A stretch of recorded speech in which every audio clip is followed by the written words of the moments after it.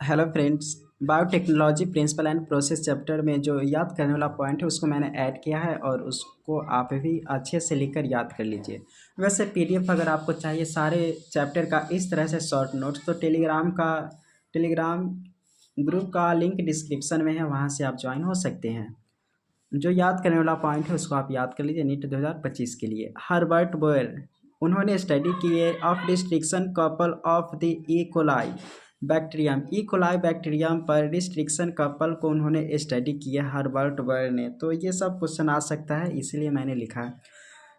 तो restriction couple of he bacterium पर उन्होंने स्टडी किया हर्बर्ट बोयर ने। This capability of cutting DNA strand जो स्टिकी इंड होते हैं उसको कट करने का काम करता है कटिंग डीएनए स्ट्रैंड जो स्टिकी इंड होता है। तो रिस्ट्रिक्शन कपल के बारे में उन्होंने स्टडी की है। Stanley Cohen studying ringlets of DNA called plasmid which freely in cytoplasm of certain bacterial cell.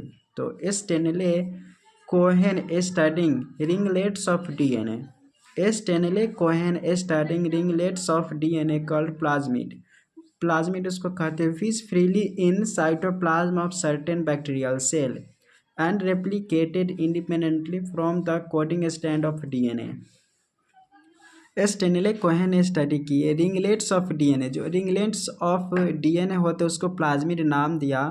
Which freely जो प्लाज्मिड होते हैं वह साइटोप्लाज्म में कुछ बैक्टीरियल सेल के साइटोप्लाज्म में फ्रीली घूमते रहता है और वह बिना किसी पर डिपेंडेंट हुए आराम से खुद वह रिप्लिकेट होते हैं from the coding strand of DNA. वो सब कोडिंग स्ट्रैंड ऑफ डीएनए वो अपना जैसे कि तैसे रहता है और वह फ्रीली प्लाज्मिड है वह रेप्लिकेट होते रहता है। Principle of biotechnology Stanley Cohen and Herbert Boyer 1972 में accomplished plasmid of Salmonella टाइफिमुरियम।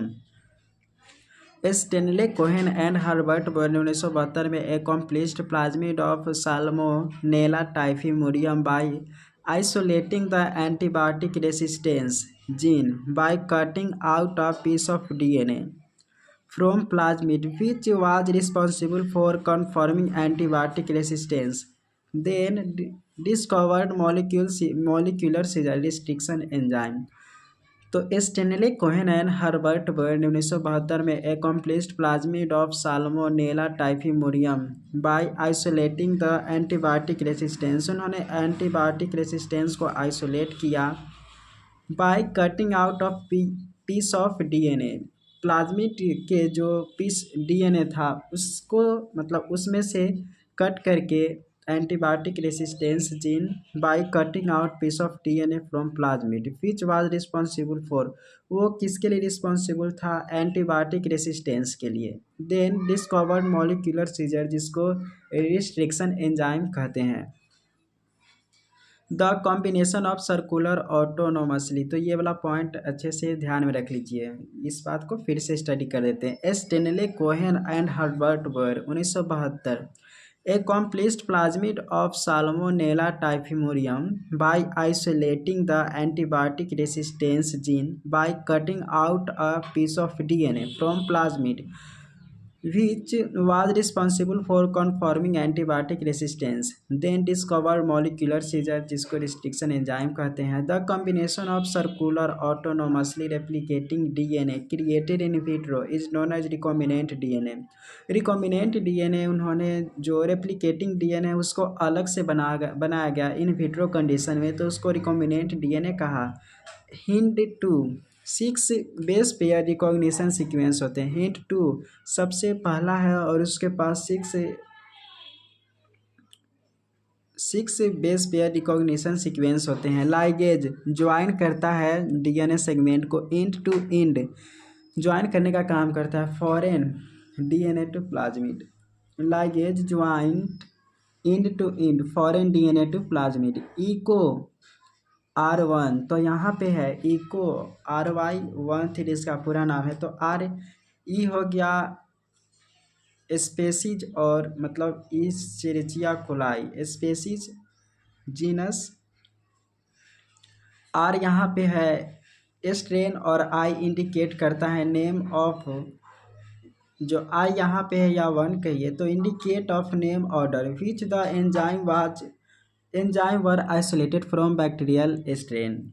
Separation and isolation of DNA, separation और आइसोलेशन डीएनए का कैसे होता है वो चीज़ यहाँ पे बताया हुआ है कि in electrophoresis used matrix is agarose. In electrophoresis used matrix is agarose which is natural polymer, जो कि नेचुरल पॉलीमर है एक्सट्रैक्टेड फ्रॉम सी बीट्स, जो सी बीट्स से एक्सट्रैक्टेड होते हैं एगारोज जेल।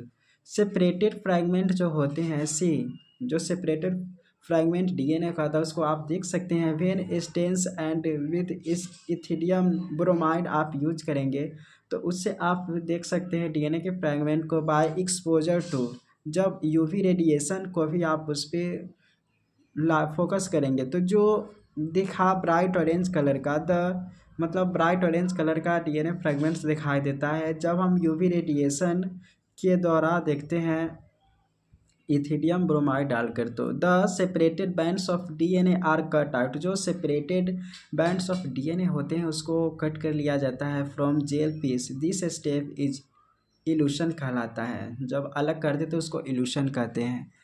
उसके बाद क्लोनिंग फैक्टर की बात करते हैं। डीएनए पॉलीमेरेज, डीएनए पॉली, ये तो इधर के बात है तो फिर भी ये ध्यान में रख लीजिए, जो डीएनए पॉलीमेरेज होते हैं वह टैग पॉलीमेरेज प्लस डीऑक्सीन्यूक्लियोटाइड मिलाकर डीएनए पॉलीमेरेज बनता है। टैग पॉलीमेरेज प्लस डीऑक्सीन्यूक्लियोटाइड मिलकर डीएनए पॉलीमेरेज बनता है। क्लोनिंग फैक्टर में है कि प्लाज्मिड और बैक्टीरियोफेज के पास उसके पास एबिलिटी होता है to replicate within bacterial cell independent of control of chromosome DNA, chromosomal DNA. ये बात ऑलरेडी भी जान चुके कि क्रोमोजोमल डीएनए को बिना अफेक्ट किए प्लाज्मिड एंड बैक्टीरियोफेज वह रेप्लिकेट करता है। सिलेक्टेबल मार्कर के बारे में है कि use agar plus एम्प्लीसिन, agar and एम्प्लीसिन, एम्प्लीसिन जो होते हैं वह रेसिस्टेंस होते हैं। तो ग्रो ट्रांसफॉर्मेट अगार प्लस अगर एम्प्लीसिन यूज करेंगे तो एम्प्लीसिन रेसिस्टेंस होता है तो उससे ग्रो ट्रांसफॉर्मेट होते हैं। The gene encoding resistance to antibiotic, the gene encoding resistance to antibiotic as ampicillin. उसके बाद क्लोरामफेनिकॉल, ये the gene encoding resistance, ये जो सब है and resistance to antibiotic as ampicillin, chloramphenicol, tetracycline and kanamycin, ये सब जो है वह इन कोडिंग रेसिस्टेंस होते हैं। क्लोनिंग साइट्स के बारे में है कि the ligation of alien DNA is carried out a restriction site, the ligation of alien DNA is carried out a restriction site present in one of two, the ligation of alien DNA is carried out और restriction site, ligation होता है restriction site जैसे हो गया जहाँ पर एम्प्लीसिन होता है, क्लोरामफेनिकॉल हो, टेट्रासाइक्लिन हो, कैनोमाइसिन हो, तो वहाँ पे लाइगेशन होता है। तो ligate a foreign DNA at Bam H1, तो जैसे बाम H1 यहाँ पे आपको दिखाई दे रहा हो तो इस जगह पे बाम H1 के साइड अगर लाइगेट होता है यानी कि कोई चीज़ जोड़ते हैं तो टेट्रासाइक्लिन रेसिस्टेंस जीन इज, तो टेट्रासाइक्लिन रेसिस्टेंस जीन यहाँ पे है इन वेक्टर PBR332, ये पूरा वेक्टर है और यहाँ पे ये रेसिस्टेंस जीन होता है तभी यहाँ पे बाम H1 के साइड कोई चीज़ का लाइगेट कर पाएंगे। The recombinant plasmid will lose tetracycline, जो रिकॉम्बिनेंट प्लाज्मिड है वह टेट्रासाइक्लिन को लूज कर देता है, lose tetracycline resistance due to insertion of foreign DNA, वहाँ पे फॉरेन डीएनए का इंजर्शन होने के कारण वह लूज कर जाता है। Can still be selected out from non recombinants, वह फिर भी नॉन रिकॉम्बिनेंट से वह अंदर मतलब आ सकता है। One by plotting the transformation on एम्प्लीसिन containing medium but not on that of containing tetracycline, तो एम्प्लीसिन कंटेनिंग में the recombinant plasmid will lose tetracycline resistance due to insertion of foreign DNA, but can still be selected out from non-recombinants once by plotting the transformation on amplicin containing medium but note on that of containing tetracycline. तो tetracycline तो loose रहता है, फिर भी अगर balm H1 के द्वारा अगर यहाँ पे ये भी रहता एम्पलीसिन तो अंदर आराम से आ सकता है कोई भी चीज़। But non recombinants will grow on medium containing both antibiotics. So ऐसे ही will grow on medium containing both antibiotics. So ऐसे ही due to insertion of alien DNA का होता है। Help in selection of recombinants, अगर दोनों एक साथ प्रेजेंट होगा तो वो नहीं आ पाएगा। तो इस तरह से बताने की कोशिश किया गया। इसके बेसिस पे आप क्वेश्चन को सॉल्व करें ऑब्जेक्टिव, तो और बेहतर से आप समझ पाएंगे ये सबको। A recombinant DNA is inserted within the coding. A recombinant DNA is inserted within the coding of an enzyme galactosidase.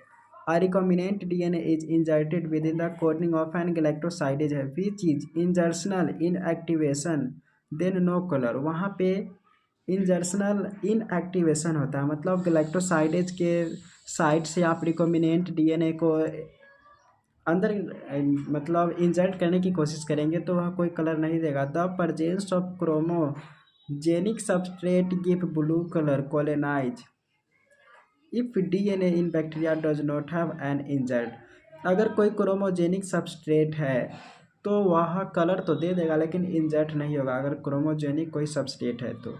गलैक्टोसाइड जैसा कि यह क्रोमोजेनिक सबस्ट्रेट नहीं है तो वह ना अंदर जा पाएगा और नहीं कलर देगा। तो यहाँ पे वही बात लिखा हुआ है कि a recombinant DNA is inserted within the coding of an enzyme galactosidase which is insertional inactivation then no color। The presence of chromogenic substrate give blue color colonized if plasmid in bacterial does not have an insert। DNA membrane के break करके DNA intertwined with histone then DNA pure तो at chilled methanol. यहाँ पे है कि DNA membrane को अगर break कर देंगे तब उसके बाद डीएनए को इंटरबाइंड करके एक साथ बाइंड करके हिस्टोन के साथ जब डीएनए प्योर हो जाए तो उसको चिल्ड मिथेनॉल ऐड कर देते हैं। Polymerase chain reaction is synthesised in vitro using 2 sets of primer. Polymerase chain reaction को यह इन विट्रो कंडीशन में बनाते हैं जिसमें 2 सेट्स ऑफ प्राइमर यूज करते हैं। स्मॉल केमिकली ओलिगोन्यूक्लियोटाइड होते हैं और पॉलीमेरेज जो होते हैं आइसोलेटेड फ्रॉम बैक्टीरियम थर्मोएक्वेटिक्स। तो पॉलीमरेज यहाँ पे भी पहले जान चुके हैं डीएनए पॉलीमरेज के बारे में जो यहाँ पे लिखा हुआ है। डीएनए पॉलीमरेज जो टैग पॉलीमराइज प्लस डी ऑक्सीन्यूक्लियोटाइड से मिलकर बना होता है। तो ये एक तरह के प्राइमर है, डीएनए पॉलीमरेज प्राइमर है। इसी प्राइमर के यूज से पॉलीमेराइज चेन रिएक्शन होते हैं, पीसीआर होते हैं। तो बायोटेक्नोलॉजी प्रिंसिपल एंड प्रोसेस में जो याद करने वाला पॉइंट था मैंने उसको बताया। ऐसे पढ़ने के लिए सब्सक्राइब करें। Thank you.